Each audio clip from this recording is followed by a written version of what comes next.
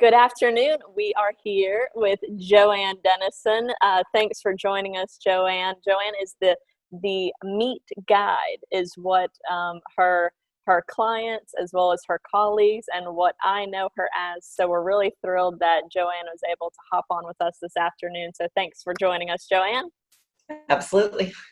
So I've had the opportunity to meet Joanne through, I actually knew about her before I met her, but she's pretty well known in the meetings and events industry. She has a wealth of knowledge in higher education, and she specifically focuses in on education within the meetings and events world. So specifically, I know she's worked with MPI, Meeting Professionals International, as well as the Certified Meeting Professionals program. So I just wanted to give Joanne an opportunity to talk a little bit about what she's been up to throughout the pandemic, and we can talk about a few things that we're working on together. So Joanne, I'm now spending the whole time talking, so I want to turn it over to you. It sounded really good, though. So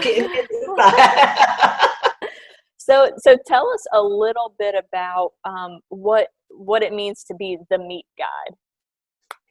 Well, my tagline says guiding you through the world of meetings and events, because I do play different roles.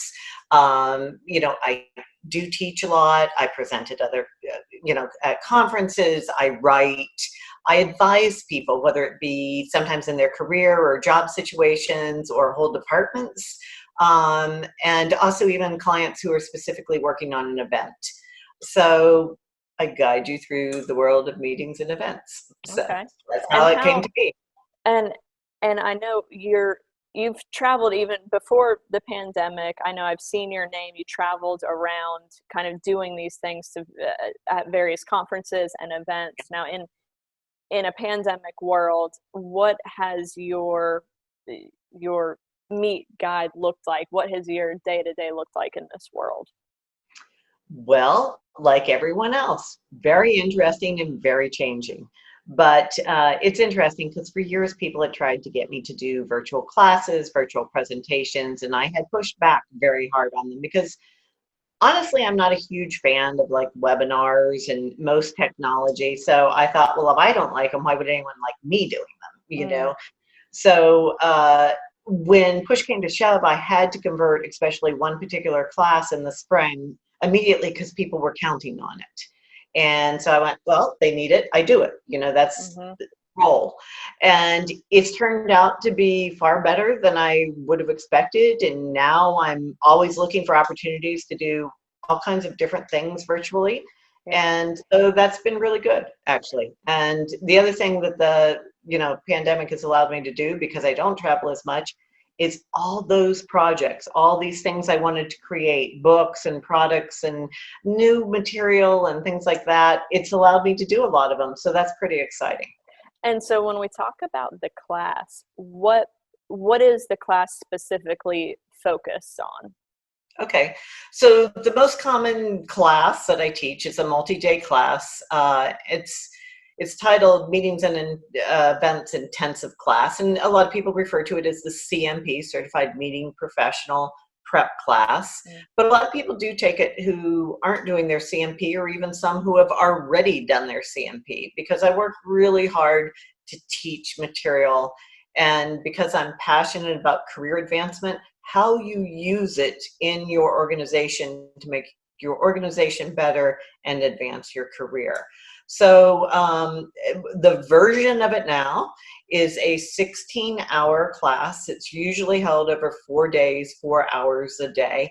And it's to both educate people, as I said, hopefully make them better at their career and create better meetings and events.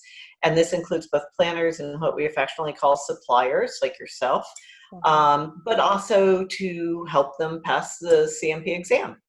Okay, good. And I know actually pre-pandemic, and this is actually where I met you in person, you came to the Lehigh Valley and hosted an in-person intensive class here at Wind Creek Bethlehem.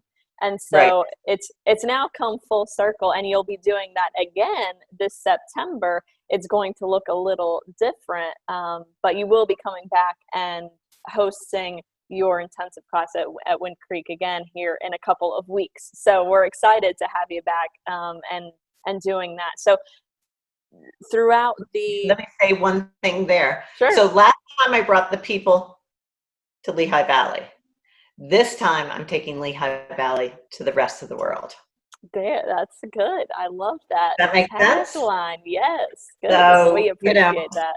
And it's many, many, many more people than it was that I got to bring there and experience it in person. But everyone on that class, by the time we finish, will know a lot about Wind Creek and Lehigh Valley.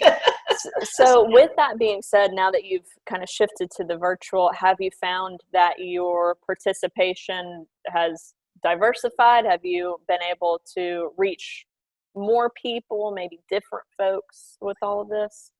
Absolutely, because beforehand, I mean, my classes did move around and they had started expanding, Chicago and Tennessee and New Jersey and New York and Boston and Ohio and things like that.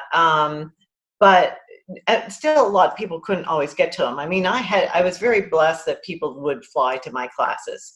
But now I've had 2 people from India. I had someone from Paris. I have someone from Singapore who's getting ready to take it. But even people in North America, I talked to someone who passed last week, and I told her how I really pushed back on doing the virtual classes, how I wasn't sure and everything. And she said, but if you hadn't, I never would have gotten to take your class. And so that was a good shift for me to really know that it was important. So yeah, a lot of people can get to it who wanted to take classes with me and just couldn't afford, to travel to wherever I was. And truly, that's what we hope to expose with the Lehigh Valley and you coming back in is maybe introduce more people to the Lehigh Valley that didn't have the opportunity to see it or know about it before, but hopefully this will be a good introduction and that we can get them here eventually to experience it themselves. So I know you have been to the Lehigh Valley before. Yep. How many times have you been here? Well, I used to live in New Jersey, right on Route 78. So, I was thinking about that. Now I currently live in Massachusetts. I've lived a couple places in between. But, as Route 78, finished being connected into Pennsylvania, and I think a lot of people really started going to that area. Mm-hmm. And so I was thinking of things I did and didn't do in that time. And, I had some friends whose kids went to college. So I was going to baseball games at Muhlenberg a lot, and going out to dinner then after the baseball games and everything. Believe it or not, I'm probably the only person in New Jersey who's never been to Dorney Park. Not a water, I'm not a water ride person. So I've seen it, but never been there. Ironically, I have never made it to Bethlehem during Christmas season. Like, what's Christmas City, USA? I know, and I was only 30 minutes away from it or something. So that's one of my big regrets of having not done that before I left. But and I remember when Easton started going through the redevelopment, and I love history, so I love a lot of the architecture. And when I got to go to Wind Creek last year and see what was happening in with the historical area and buildings and just the smokestacks and everything, it was just so exciting just to see all the different things going on. Yeah, and because we represent a region, there are so many things within the valley that even just the list that you rattled off, you can't really do it all in one trip. And may be that you go to Dorney with someone who does have kids, or you go and explore the historical aspects with someone else and bring them along. So it really ranges. So hopefully we can get you back here a couple of times to experience. I was thinking also, my first career, as you said, was in colleges and universities. And I know I applied for positions both at Lehigh and Lafayette, like crossing my fingers that I would get them, not even so much for the job, but we really thought that area would be great to work in too. And of course, they're both such respected, colleges with beautiful campuses and, kind of like college on the hill, here we go, that kind of thing. So, yeah, but that's too just a testament to the quality of life that's here. People do want to live and work here. And I have the blessed opportunity to, I can live, work here, but then promote the destination for visitors. So it's a really cool And the, piece. and like you were saying, like college towns to me, first of all, I love smaller city Mhm. areas. I love it because there's everything you want. You may not have 100 of them, but you don't really need 100 of them. And Mhm. I think having the impact of the colleges opens up so many more opportunities for things also. And Mhm. I think a lot of people would be surprised. And I mean, I haven't flown in and out of your airport in a while, over 10 years, but it was just as it was really like picking up and Yeah. doing a lot of growth. And I love little airports. Yeah, I love being able to get to a gate in 10 minutes or less. Sure. And I just remember it was an awesome airport. We drove out Yeah. from New Jersey to fly out of that airport and into it very specifically compared to And Newark. it's very central. I mean, when you land in our airport, within 15 minutes, you're in Allentown, Bethlehem, or Easton. So Yep. it's, you're right there. Yeah, I was really impressed, Joanne, when I found out more about your background in higher education. And so when people in our industry, be it if they're meeting planners or looking to be meeting planners, I think when they go and try to either prepare to take the CMP exam or just better themselves in their knowledge, I think they can really trust in you, and that you're going to be a true educator, and you've got a wealth of experience in that way. So when people go to take your class, I think they'll be pleasantly surprised with all that you have to offer and can teach them. So we definitely look forward to having you in the Lehigh Valley, I'm here excited. in September for your class. And I know we've got some other fun things in the works, so Woo! we'll be teasing that up here shortly. And it's certainly indicative to the Lehigh Valley. They might involve Peeps. It might involve Crayola. So In fact, we just posted a video today. I should have brought my toys with me to this phone call, to this Zoom call and everything. But there's a new video up today. I'll make sure I send you the link with some of perfect. those things involved.